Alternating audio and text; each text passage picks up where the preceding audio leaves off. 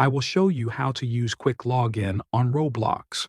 First, open the Roblox website on your computer, then log in first on the other browser. After that, you switch to another browser, click Use another device, select option 2, then copy the code. Then move to the user browser that has been logged in.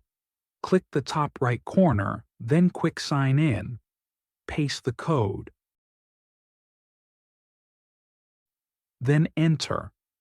Continue to confirm login, and click Done. Congratulations, you have successfully logged in from a different browser.